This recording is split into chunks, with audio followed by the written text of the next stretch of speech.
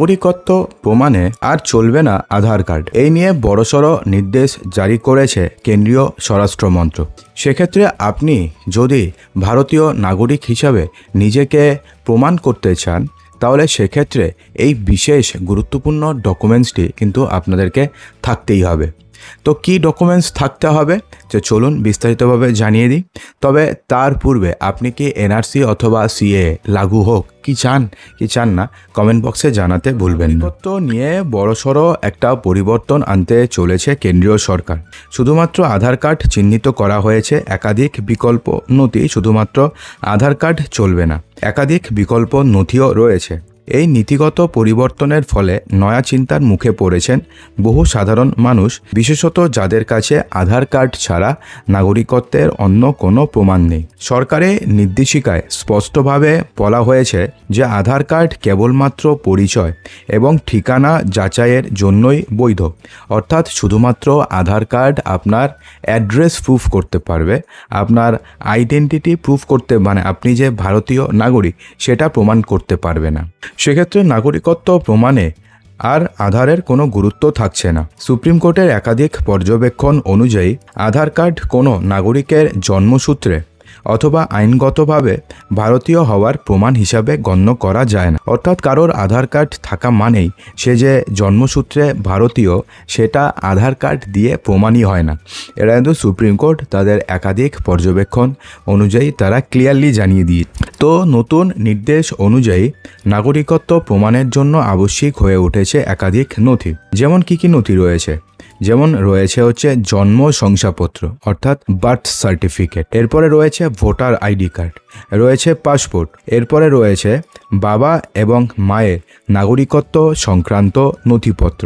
অর্থাৎ বাবা এবং মায়ের যদি নাগরিকত্ব সংক্রান্ত নথিপত্র থাকে সেক্ষেত্রেও হয়ে যাবে, সেটাও আপনি যে ভারতীয় নাগরিক সেটা প্রমাণিত হবে। 1971 সালের আগে অথবা সময়কালের জমির রেকর্ড অথবা শিক্ষাগত সনদ যদি আপনাদের থাকে। 1971 সাল কেন? কারণ 1971 সালে মুক্তিযুদ্ধ হয়েছিল, সেই সময়তে বা সেই সময়ের আগের জমির রেকর্ড যদি আপনাদের কাছে থাকে অথবা যদি শিক্ষাগত সনদ থাকে অর্থাৎ সার্টিফিকেট যদি থাকে, সেক্ষেত্রেও আপনি ভারতীয় নাগরিক হিসাবে গণ্য হবেন। স্থানীয় প্রশাসনের দেওয়া বাসস্থান সংক্রান্ত শংসাপত্র, এনআরসি অথবা এনপিআর সংক্রান্ত যে কোনো প্রমাণপত্র যদি আপনাদের থাকে সেটাতেও চলবে। এই পরিবর্তনের প্রভাব সবথেকে বেশি পড়বে যারা শুধুমাত্র আধার কার্ডেই সরকারি পরিষেবা পেয়ে আসছিলেন। গ্রামাঞ্চল, অর্থনৈতিকভাবে দুর্বল সম্প্রদায়, পরিযায়ী শ্রমিক এবং যাদের পরিবারের নাগরিকত্ব ঘিরে বিতর্ক রয়েছে, এই পরিবর্তনে তাদের সমস্যার মুখে পড়ার আশঙ্কা কিন্তু বেশি থাকছে। জেলা প্রশাসকদের ইতিমধ্যে নির্দেশ দেওয়া হয়েছে যে কোনো রকম নাগরিকত্ব সংক্রান্ত সরকারি কাজে আধার কার্ডকে একমাত্র প্রমাণ হিসাবে আর গ্রহণ করা যাবে না। সংশ্লিষ্ট দফতরগুলোকে বিকল্প নথিপত্র যাচাই করতে বলা হয়েছে। নাগরিকদেরও পরামর্শ দেওয়া হয়েছে যে প্রয়োজনীয় নথি যত তাড়াতাড়ি সম্ভব সংগ্রহ করে রাখতে এবং সেগুলোকে ডিজিটালি সংরক্ষণ করতে। তার জন্য আপনারা ডিজিলকার অ্যাপটি ব্যবহার করতে পারেন। এছাড়া ডিজিটালি আরও অনেক ব্যবস্থা রয়েছে, তার মধ্যেও আপনারা এই সমস্ত নথিগুলো আপনি ডিজিটালি সংরক্ষণ করতে পারবেন। তাহলে কি হবে, যদি কোনো প্রাকৃতিক দুর্যোগের কারণে বন্যা হতে পারে বা যে কোনো, যদি আপনাদের কাগজপত্রগুলো হারিয়ে যায় তাহলে সেগুলো নিয়ে আপনাদের পরবর্তীকালে কোনো সমস্যায় পড়তে হবে না। তাহলে এখন নাগরিকদের কি কি কাজ করতে হবে? তো প্রথম যে কাজটিকে নাগরিকদের করতে হবে সেটা হচ্ছে জন্ম এবং পরিবার সংক্রান্ত নথিপত্র যত তাড়াতাড়ি সম্ভব যেখান থেকেই পারুন সংগ্রহ করে রাখুন।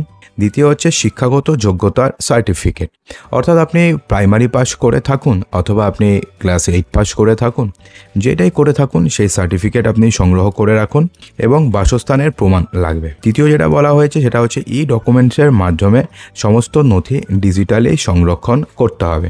এখন দেখুন কিছু প্রশ্ন রয়েছে যেগুলোর প্রশ্নের উত্তর আপনাকে দেব। প্রথম হচ্ছে আধার কার্ড কি তাহলে এখন একেবারেই অপ্রয়োজনীয় হয়ে গেল? তার উত্তর হচ্ছে একেবারেই নয়, কারণ আধার কার্ড সবথেকে ভ্যালিড ডকুমেন্ট এখন যে কোনো কাজ আপনি করতে যান। কিন্তু আধার কার্ড কিন্তু নাগরিকত্বের প্রমাণে শুধুমাত্র এই যে একটি যেমনটি নয়, আপনি ব্যাংকে অ্যাকাউন্ট খুলতে যান শুধু অ্যাকাউন্ট আধার কার্ড দিয়েই হয়ে যাবে। এছাড়া কিন্তু সেটা দিয়ে যে আপনি নাগরিকত্বের প্রমাণ করতে পারবেন সেটা নয়, নাগরিকত্বের প্রমাণ ছাড়া আধার কার্ড সব কিছুতেই ভ্যালিড। কী ধরনের নথি তাহলে নাগরিকত্ব প্রমাণে বৈধ? জন্ম শংসাপত্র, পাসপোর্ট, ভোটার কার্ড, বাবা মায়ের নাগরিকত্বের প্রমাণ, এনআরসি সংক্রান্ত কাগজপত্র ইত্যাদি হচ্ছে প্রয়োজনীয়। কারা সবথেকে বেশি প্রভাবিত হবেন? যাদের শুধুমাত্র আধার কার্ড আছে, বিশেষত গ্রামীণ সম্প্রদায় এবং দরিদ্র সম্প্রদায় এবং পরিযায়ী শ্রমিকরা। এটা কিন্তু হতে পারেন, কিন্তু মানে এমনটা ব্যাপার নয় যে শুধুমাত্র তারাই হবেন। কারণ কারোর কাছে যদি আরও ডকুমেন্টস থাকে, বার্থ সার্টিফিকেট যদি থাকে, যদি কলেজ বা স্কুল লিভিং সার্টিফিকেট থাকে, তাহলে তো সমস্যা হওয়ার কোনো কথা নেই। কীভাবে এই নতুন নিয়ম কার্যকর করা হচ্ছে?